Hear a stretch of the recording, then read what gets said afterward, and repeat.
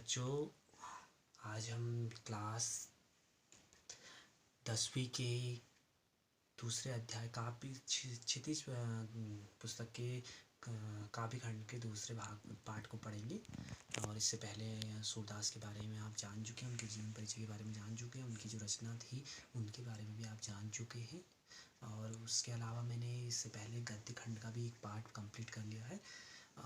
आपको पूरी तरह से समझ आ गया होगा। अगर ना समझ आए तो आप ज़रूर मुझे कमेंट करें और पर्सनली कमेंट करें। अब मैं आपको आज तुलसीदास जी, दूसरा भाग है, ये पार्ट दूसरा है काव्य खंड का। तुलसीदास के जीवन परिचय के बारे में जानेंगे और फिर इनके जो राम लक्ष्मण परशुराम संवाद है, इनकी जो रचना है, उनके जो एक भाग है उसको हम उसकी व्याख्या, उसका भावार्थ समझेंगे। तो आइए सबसे पहले तुलसीदास जी के जीवन परिचय के बारे में जानते हैं। तो देखिए और तो प्यारे बच्चों, देखिए और इसे ध्यान से देखिए, समझिए। और तो देखिए, तुलसीदास का जन्म उत्तर प्रदेश के बांदा जिले के राजपुर गांव में सन 1532 में हुआ था। कुछ विद्वान उनका जन्म स्थान सोरो जिला एटा भी मानते हैं। तुलसीदास का बचपन बहुत संघर्षपूर्ण था। जीवन के प्रारंभिक वर्षों में ही माता पिता से उनका विछोह हो गया था। कहा जाता है कि गुरु कृपा से उन्हें राम भक्ति का मार्ग मिला। वे मानव मूल्यों के उपासक कवि थे। राम भक्ति परंपरा में तुलसी अतुलनीय हैं। रामचरितमानस कवि की अनन्य राम भक्ति और उनके सृजनात्मक कौशल का मनोरम उदाहरण है। उनके राम मानवीय मर्यादाओं और आदर्शों के प्रतीक हैं, जिनके माध्यम से तुलसी ने नीति, स्नेह, शील, विनय, त्याग जैसे उदात्त आदर्शों को प्रतिष्ठित किया है। रामचरितमानस उत्तरी भारत की जनता के बीच बहुत लोकप्रिय है। मानस के अलावा कवितावली, गीतावली, दोहावली, कृष्ण गीतावली, विनय पत्रिका आदि उनकी प्रमुख रचनाएं हैं। अवधी और ब्रज दोनों भाषाओं पर उनका समान अधिकार था। सन 1623 में काशी में उनका देहावसान हुआ।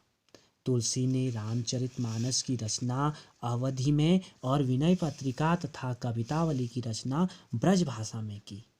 उस समय प्रचलित सभी काव्य रूपों को तुलसी की रचनाओं में देखा जा सकता है। रामचरितमानस का मुख्य छंद चौपाई है तथा बीच बीच में दोहे, सोरठे, हरिगीतिका तथा अन्य छंद पिरोए गए हैं। विनय पत्रिका की रचना गेय पदों में हुई है। कवितावली में सवैया और कवित्त छंद की छटा देखी जा सकती है। उनकी रचनाओं में प्रबंध और मुक्तक दोनों प्रकार के काव्यों का उत्कृष्ट रूप है। ये तो था तुलसीदास जी का जीवन परिचय। तो इसे समझते हैं। आइए बच्चों देखें, फिर से ध्यान से देखें जी। जन्म के बारे में जानते हैं। तुलसीदास का जन्म उत्तर प्रदेश के बांदा जिले के राजापुर गांव में सन 1532 में हुआ था। अर्थात इनका जन्म कब हुआ था? उत्तर प्रदेश के बांदा जिले के राजापुर गांव में 1532 में हुआ था। कुछ विद्वान इनके जन्म स्थान सोरो जिला एटा भी मानते हैं। तो इनके जन्म के बारे में भी अनेक मतभेद हैं। कुछ इनका जन्म एटा में मानते हैं तो कुछ बांदा जिले में मानते हैं। तुलसी का बचपन बहुत संघर्षपूर्ण था। बचपन इनका संघर्षपूर्ण भी था। जीवन के प्रारंभिक वर्षों में ही माता पिता से इनका विछोह हो गया था। मतलब इनके माता पिता से ये बिछुड़ गए थे। कहा जाता है कि गुरु कृपा से उन्हें राम भक्ति का मार्ग मिला। वे मानव मूल्यों के उपासक कवि थे। राम भक्ति परंपरा में तुलसी अतुलनीय है। मतलब इनकी राम भक्ति की अगर परंपरा देखें, राम भक्ति से संबंधित इनकी बातों को देखें, इनके विचारों को देखें तो अतुलनीय, इनकी तुलना किसी से नहीं की जा सकती। रामचरितमानस कवि की अनन्य राम भक्ति और उनके सृजनात्मक कौशल का मनोरम उदाहरण है। उनके राम मानवीय मर्यादाओं आदर्शों के प्रतीक हैं। तो कहा जा सकता है कि राम, अगर इन्होंने रामचरितमानस में राम को ही सब कुछ माना है, मर्यादा पुरुषोत्तम का रूप जो राम का दिखाया है, इन्होंने राम की मानवीय मर्यादाओं और आदर्शों का प्रतीक भी वहाँ पर उन्हें बताया है, जिनके माध्यम से तुलसी ने नीति, स्नेह, शील, विनय, त्याग जैसे उदात्त आदर्शों को प्रतिष्ठित किया है। रामचरितमानस उत्तरी भारत की जनता के बीच बहुत लोकप्रिय है। रामचरितमानस जो इनकी महत्वपूर्ण रचना है वह उत्तर भारत की जनता के बीच में क्या है, यहाँ के लोगों के बीच में बहुत लोकप्रिय है। मानस के अलावा इन्होंने काव्य में कवितावली, गीतावली, दोहावली, विनय पत्रिका, कृष्ण गीतावली और विनय पत्रिका, ये इनकी महत्वपूर्ण रचनाएं हैं। आप जो भी महत्वपूर्ण बिंदु आते हैं उन्हें डैश करें, रेखांकित अवश्य करें, जो कि जिससे कि आपको एक फ़ायदा यह होगा कि आप इन चीज़ों को बड़े गौर से देखेंगे और ये याद भी आपको होती जाएंगी। आदि उनकी प्रमुख रचनाएं हैं। अवधी और ब्रज दोनों भाषाओं का उनका समान अधिकार था। अवधी और ब्रज भाषा में इन्होंने अपनी जितनी भी रचनाएं लिखी हैं सब अवधी भाषा और ब्रज भाषा में लिखी है, अर्थात समान अधिकार इन पर पाया है।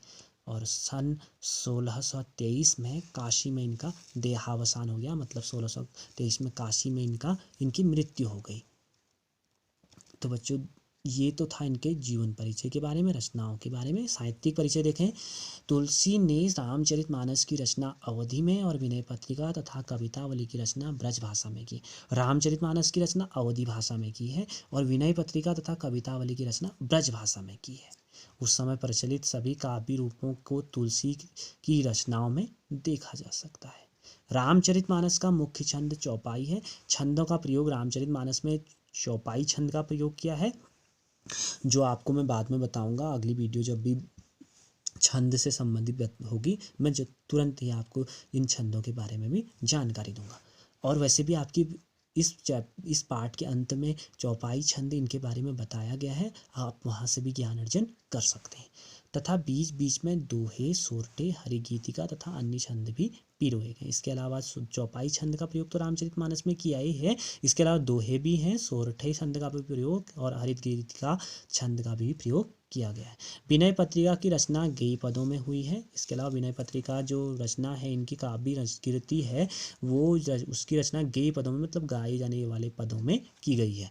कवितावली में सवैया और कवित्त छंद की छटा देखी जाती है। अब ये दो छंद और भी आगे देखो, कितने छंदों के बारे में आप जान चुके हैं। चौपाई, दोहे, सोरठे, हरिगीतिका, सवैया और कवित्त, इन छंदों के बारे में पीछे जानकारी दी गई है पाठ के अंतिम भाग में, वहाँ भी आप देख सकते हैं। और अंत में कभी मैं वीडियो बनाऊँ तो उसमें भी मैं आपको इनकी जानकारी अवश्य दूंगा। उनकी रचनाओं में प्रबंध और मुक्तक दोनों प्रकार के काव्यों का उत्कृष्ट रूप है। चाहे प्रबंध की बात करें चाहे मुक्तक छंद की बात करें, दोनों का उत्कृष्ट उपयोग इन्होंने किया है। तो ये था तुलसीदास का जीवन परिचय।